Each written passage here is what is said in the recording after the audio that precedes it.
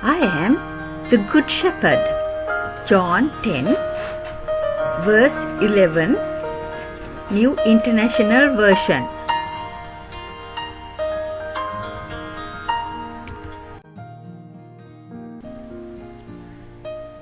The Lord had said to Abram, "Go from your country, your people, and your father's household to the land I will show you. I will make you into a great nation, and I will bless you.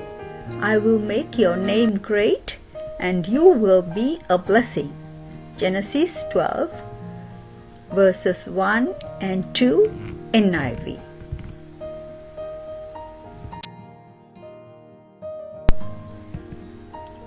Abram said, "God, Master, what use are your gifts as long as I am childless and Eliezer of Damascus is going to inherit everything?"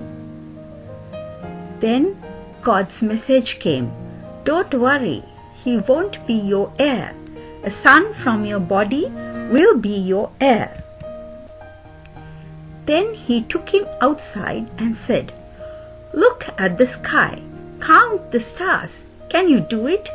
Count your descendants. You're going to have a big family, Abram." Genesis 15, verses 2, 4, and 5.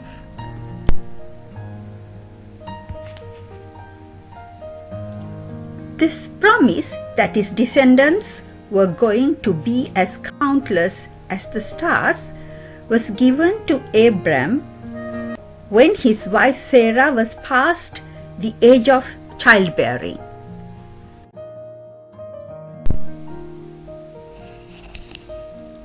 Abram believed the Lord, and he credited it to him as righteousness. Genesis 15, verse 6, NIV. And he believed God. God declared him set right with God. Genesis 15, verse 6, MSG.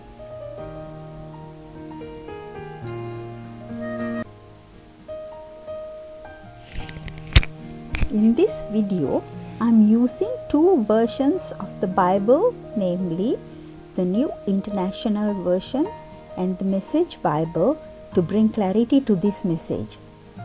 As you can see here, righteousness is depicted as set right with God in the Message Bible, which makes it clear what it means to be righteous before God. We need to put ourselves right with God. Believing what God says and obeying Him makes our relationship right with God. For those who do not know, I'd like to explain that the Bible was originally written in the Hebrew language and Koine Greek, which were later translated to other languages. The NIV was translated more than 25 years back, while the Message Bible is quite recent and its language used in modern day conversation.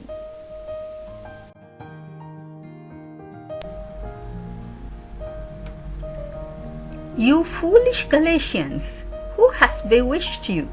Before your very eyes, Jesus Christ was clearly portrayed as crucified." Galatians 3, verse 1, NIV. "You crazy Galatians, did someone put a hex on you? Have you taken leave of your senses? Something crazy has happened, for it's obvious that you no longer have the crucified Jesus in clear focus in your lives. His sacrifice on the cross was certainly set before you clearly enough." Galatians 3, verse 1, MSG.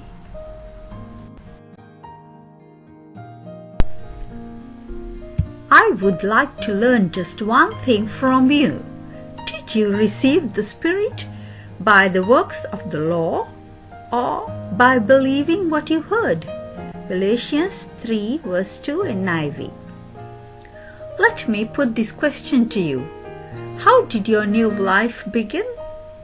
Was it by working your heads off to please God? Or was it by responding to God's message to you? Galatians 3 verse 2, the Message Bible.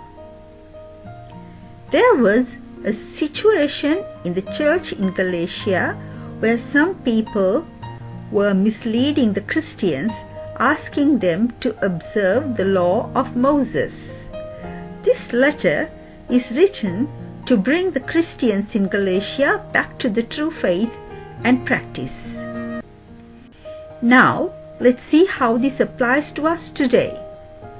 Sometimes, even we engage in many religious worship practices to put ourselves right with God. But none of those rituals or religious observances can set us right with God. Only believing God's message and obeying can we be set right with God.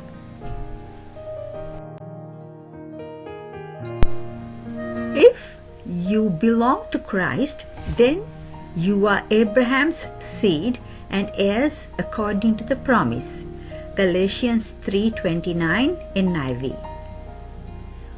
Also, since you are Christ's family, then you are Abraham's famous descendant, heirs according to the covenant promises. Galatians 3:29 MSG. If we believe like Abraham, then we are considered Abraham's children, hence recipients of God's promises. God changed Abram, which means exalted father, to Abraham, meaning father of many.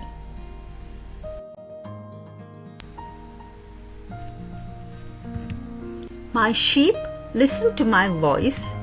I know them and they follow me. John 10 verse 27 NIV. The price for our salvation has been paid in full.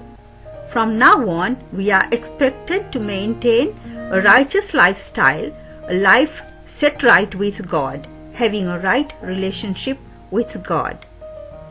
Like a shepherd of olden days, a shepherd who provides, protects, and cares for his sheep, God will take us in the right path. It is up to us to listen to his voice and obey. If we earnestly ask God to guide us throughout our lives on earth until we reach heaven, he will gladly do so.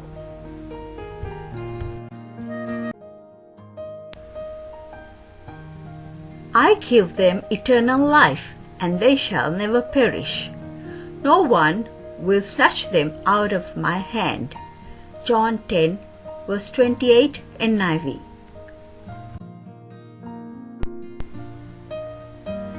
I am the good shepherd. The good shepherd lays down his life for the sheep.